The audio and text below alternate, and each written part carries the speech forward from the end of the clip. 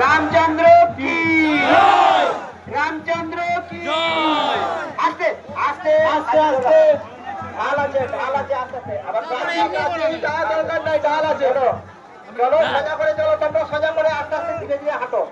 সীতারাম কি জয় সীতারাম কি রামচন্দ্র কি সোজা করো ফাঁকি সোজা করো এক জোরে আস্তে করে একটু জোরে আস্তে করে আস্তে দাঁড়িয়ে দাঁড়িয়ে কাছিটা লই বলো না না আবার